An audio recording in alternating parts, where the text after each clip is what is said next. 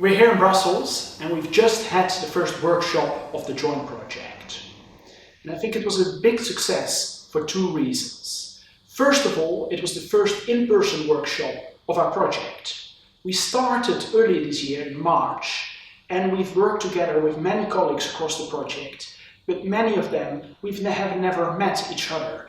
And today we had here a workshop with colleagues from a whole range of different countries, coming from Ukraine, coming from Ireland, coming from Italy, from the Netherlands. We furthermore had people zooming in today from France. We had colleagues from the EU institutions here as well. And we really today discussed the question of how the context of EU foreign and security policy matters. Now, the context in this project consists of three things. First of all, the intra-EU contestation. To what extent do the member states and domestic political groups within the member states agree over the direction of EU foreign and security policy? Secondly, we've been talking about the regional fragmentation. In all sorts of conflicts around Europe, in our neighborhood and further afield, we see a fragmentation of conflict where multiple actors are involved. And how is that constraining the way EU does conflict resolution and crisis response? And finally, we've been looking at multipolar competition. How does the involvement of some of the emerging countries like China and Russia affect the way the EU can implement security policy on the ground? Now, we had a good discussion about these topics. We presented the type of literature reviews we've been writing over the last 8 months of the project. And then we had a couple of practitioners commenting on our work.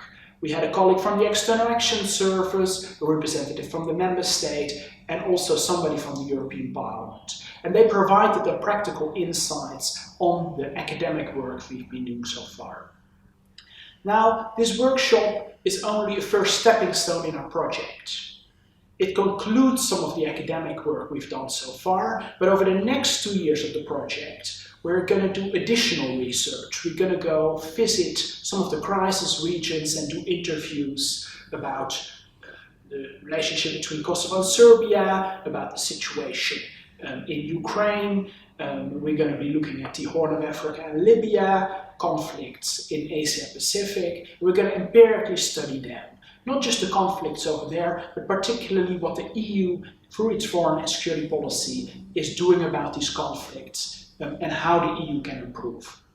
And then during the final phase of the project, so that will be in about 1.5 years' time from now, we're going to have an exchange with policymakers here in Brussels at the External Action Service and the European Commission and Parliament, but also officials from the member states and relevant international institutions and NGOs. And we're going to talk to them about our research findings, our recommendations for further policy, and also tell them about the unexploited potential of EU foreign and security policy. So today was really an important moment in this project. We met a lot of our researchers for the first time in person, but we took stock of what we've done so far in terms of research, and we're really now looking forward to the remainder of this project. So you're going to be hearing a lot from us over the next 2 years.